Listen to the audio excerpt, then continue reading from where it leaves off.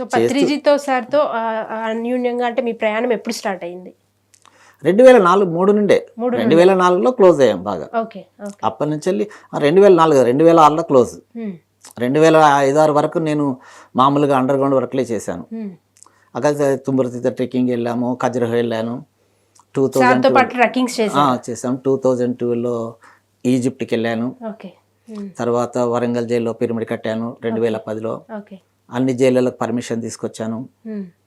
అందరి ఖైదీలకు ధ్యానం. సో ఇలా నేర్పించినప్పుడు మీకు ఏదైనా నెగిటివిటీ వచ్చిందా? అంటే ఏంటి మెడిటేషన్ ఇక్కడ నేర్పించడం ఏంటి ఇట్లా ఏమన్నా? నాకేంటంటే ఒక చాకలతను ఏం చేస్తాడు, మురికి బట్టలు ఉతుకుతాడు కదా. మనం ఎక్కడ మురికి ఉంటే అక్కడికి వెళ్ళాలి కదా కదా. అక్కడ ఉంటేనే ఎదుగుతాం. మంచి వాళ్ళ దగ్గర మనమే ఎదుగుతాం. నా కాన్సెప్ట్ అది. అందుకొరకు ఎక్కడైతే చాలా సరికాకుండా ఉంటుందో అక్కడికి వెళ్తాను నేను. అందుకొరకు జైల్లో ప్రాజెక్టు చేశాను. అక్కడ చాలా పరిస్థితులు ఎదురైనా మీరు దాన్ని ఎదుర్కొని చేస్తారు. అక్కడే కదా మనం ఎదిగేది. నీకు స్ట్రేట్ మంచి రోడ్డు మీద పోతే డ్రైవింగ్ వస్తుందా? గతుకుల బొంతుల మీద పోతేనే మన డ్రైవింగ్ వస్తుంది కదా. అందుకొరకు నేను ఎన్నుకునే మార్గం ఎప్పుడు టఫెస్ట్ రూటే. అందుకొరకు మంచి వాళ్ళతో మనకేం పని, వాడు ఎవడు చెప్పినా వింటాడు కదా. ఇక్కడ అక్కడ మనం చెప్తుంటే వాళ్ళు కనుక మారితే నీ శక్తి అది.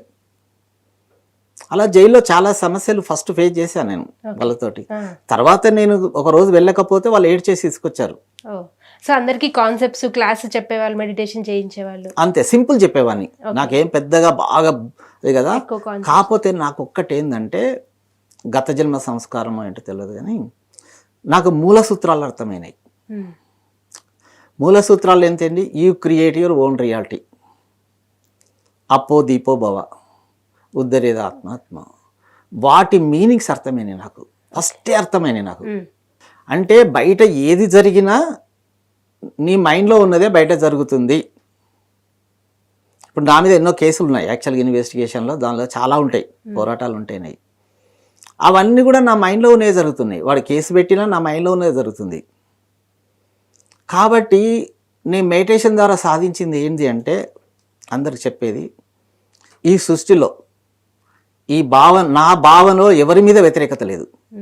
నన్ను తిట్టినా, నన్ను విమర్శించినా, నా మీద ఎలాంటి క్రిటిసైజ్ చేసినా నా భావనలో వ్యతిరేకత లేదు. వాళ్ళ మీద పడుకునేటప్పుడు చూస్తే నా మీద ఎవరి మీద వ్యతిరేకత ఉండదు. ఎందుకంటే అదంతా నా క్రియేషనే కదా. మీకు ఒక ఎగ్జాంపుల్ చెప్తాను. 2012లో పత్రిసారి మీద ఒక టీవీ ఛానల్ వాళ్ళు బాగా ప్రాపగేట్ చేశారు. అప్పుడు నేను ఇక్కడే ఉన్నాను 1వ తారీఖు. నాకు వరంగల్ చాలా ఫోన్ చేశారు, ఇలా వస్తుందంటే నేను సార్ను వెతుక్కుంటే ఫస్ట్ సార్కి నేనే చెప్పాను, సార్ ఇలా వస్తుంది అని. తర్వాత ఒక రోజు అడిగాను సార్ని, సార్ మీరు కట్టిన బిల్డింగ్ని మీరు ఎందుకు గొలగొట్టుకున్నారు అని అడిగాను. ఎందుకంటే ఆయన ప్రమేయం లేకుంటే వాళ్ళు ఏం చేయలేరు కదా. అంటే ఏంది మళ్ళీ రీకన్స్ట్రక్షన్ చేయడానికా, అంటే మంచి పర్ఫెక్ట్ చేయడానికా సార్ అని అడిగాను. ఎందుకు అంటే సపోజ్ నాకు జరిగేటివన్నీ ఏవైతే నాకు సమస్యలు కావచ్చు, ఏదైతే నా మైండ్లో ఉన్నాయి జరుగుతున్నాయి అని అనుకున్నప్పుడు సార్ కూడా అంతే కదా కదా. You create your own reality. ఏదైనా సరే ఎవరైనా నన్ను కొడుతున్నారంటే నా క్రియేషన్ అది. అది గత జన్మది కావచ్చు, లేకపోతే నా మైండ్లో ఉన్నది కావచ్చు, ఏదైనా కావచ్చు. నా శివుని ఆజ్ఞ లేకుంటే చీమైనా కుట్టదు అంటారు చూసారా. శివుడు అంటే మనమే కదా. మన ఆజ్ఞ లేకుంటే ఏది కాదనేది బలమైన కాన్సెప్ట్. అందుకొరకు నేను సక్సెస్ఫుల్గా ఈ మెడిటేషన్ వరంగల్ నడిపిస్తున్నాను. సో సార్ ఏమన్నారు సార్ మరి? సార్ సైలెంట్గా ఉంటాడు. ఏదైనా గుర్తుంచుకోండి, మనం సార్ దగ్గర నేర్చుకోవాల్సింది ఏంటంటే, ఫస్ట్ నేను గమనించింది, మనం ఎంత ధ్యానం చేసినా, ఎన్ని పుస్తకాలు చదివినా, ఎంత ధ్యాన ప్రచారం చేసినా, ఫస్ట్ మనం నేర్చుకోవాల్సింది అంటే సార్ను ఆయన సమయం ఒక్క క్షణం వృధా అవ్వదు. మీకు అతను అంటే ఖాళీగా ఉన్న టైం నేను చూడలేదు ఇంతవరకు. పత్రిజీ సార్ ఎంత ఎండగొట్టని వానగొట్టని ప్రోగ్రామ్స్ ఉంటాయి. మీరు దాదాపు 6 months ముందు బిఫోర్ డేట్ ఇచ్చిన వరంగల్కి 2 hours ముందు వచ్చి ఉంటాడు సార్ కదా. కాబట్టి అక్కడ ఎగ్జాంపుల్ చెప్తాను. బెంగళూరులో 2009లో ఏమో ప్రోగ్రామ్ అయినట్టుంది. అక్కడ కృష్ణ అని బుక్ ఒక అతను రాశాడు. సార్ కరెక్షన్ ఇచ్చాడు నా చేతనే. 3వ తారీఖు యాదగిరిగుట్టలో ప్రోగ్రామ్ అయింది. అక్కడ నైట్ ఇచ్చాను, 3వ తారీఖు కరెక్షన్ చేసి ఇచ్చాను నాకు. పత్రి సార్ దరిదాపు 200 పేజీలు, ప్రతి పేజీ ప్రతి లైన్ కరెక్షన్ చేశాడు. అంటే నాకు స్టన్ అయిన, ఎప్పుడు చేశాడు ఇది? అక్కడ నైట్ ఇచ్చాను, ఇక్కడ 2 డేస్లు ఇచ్చాడు, అసలు ఎక్కడ దొరికింది సమయము కదా? అంటే మనము బాగా క్షుణ్ణంగా ఆలోచిస్తే అది మనకు అర్థమవుతుంది. అందుకని సార్ దగ్గర నేర్చుకోవాల్సింది ఏంటంటే, మనము ఫస్ట్ పత్రి సార్ ఫోటో పెట్టుకోవడానికి కారణం ఏంటంటే, ఎవరైనా పెట్టుకోవడానికి కారణం అంటే మనం సమయాన్ని వృధా చేయకూడదు. రెండోది ఇంకా నేర్చుకోవాల్సింది అంటే, మనము అతిథి మర్యాద. సార్ దగ్గర ఎవ్వరు వచ్చినా తీసుకెళ్ళి కారు కూర్చోబెట్టి పంపిస్తాడు, చిన్నవాడు కానీ పెద్దవాడు కానీ. అది ఎంత గ్రేట్ చూడది.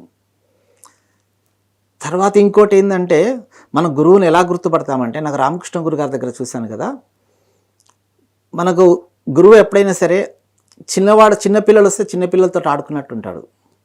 ఒక రిక్షా కార్మికుడు వస్తే అరే ఏంద్రా అని చెప్పి వాళ్ళతో భుజం మీద చేసేసి వాళ్ళ లెవెల్లో వాళ్ళు ఉంటాడు. ఒక బిజినెస్ మ్యాన్ వస్తే దీనిలో ఒక డిగ్నిఫైడ్ కూర్చుంటాడు. ఒక డాక్టర్ వస్తే వాళ్ళతో నిలబడతారు. ఒక మంత్రి గారు వస్తే ఎలా మాట్లాడతాడు.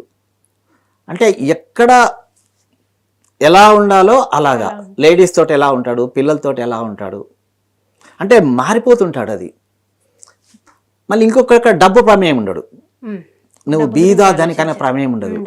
ఈ 2 క్వాలిటీస్ కనుక చూస్తే మనం అసలైన గురువు అని అనుకోవచ్చు. నేను మా రామకృష్ణ గురు గారి దగ్గర ఇవన్నీ చూశాను, పత్రి సార్ దగ్గర కూడా ఇదే చూశాను. దానిలో అంటే వాళ్ళకి ఏమి ఉండదు, ఎవరితోటి ఎలా ఉండాలో అలా లీనం అయిపోతారు. అది ఇది గురువు క్వాలిటీస్. తర్వాత రెండవది అంటే ఇప్పుడు డిసిప్లిన్ కానీ, మర్యాద కానీ, ఒక డైనింగ్ సెక్షన్లో ఎలా అనేది కానీ ప్రతిదీ నేను గమనిస్తూ పోయాను. పత్రి సార్ని ఒక రోజు అన్న సార్ తోటి, సార్ నాకు మెడిటేషన్ ఏమో అయిపోయింది సార్, ఇదంతా నేను అడ్మినిస్ట్రేటర్లు కావాలి, అందుకొరకే మిమ్మల్ని గమనిస్తున్నా సారు అన్న. మనం కరెక్ట్గా ప్రతి అడ్మినిస్ట్రేటర్కి చెప్తున్నాను. ఇప్పుడు మనకు ఏ జిల్లా అయినా అడ్మినిస్ట్రేషన్ అవసరం. స్పీకర్ చాలామంది ఉన్నారు, ఎవరు తీసుకొస్తారు, మంచి పుస్తకాలు చదివిన వాళ్ళు అన్నవాళ్ళు స్పీచెస్ ఇస్తారు. కానీ అడ్మినిస్ట్రేషన్ అనేది గ్రేట్ వర్క్. అడ్మినిస్ట్రేషన్ క్వాలిటీస్ అనేది చాలా మనము పత్రిసాన్ని గమనిస్తే అవుతుంది. సింపుల్, పత్రిసాన్ని గమనించేది స్వేచ్ఛ ఇచ్చాడు అంతే. నువ్వేం చేస్తావా చేయిపోరా, ఇది చేస్తావా చేయిపోరా, ఏది వద్దనడు, స్వేచ్ఛని ఇచ్చాడు. ఆడ నేను ఒక డిస్ట్రిక్ట్ ప్రెసిడెంట్ను, నేను చెప్పిందే వినాలని ఉండదు ఆడ నాకైతే. అందుకొరకు మనం స్వేచ్ఛని ఇచ్చాం.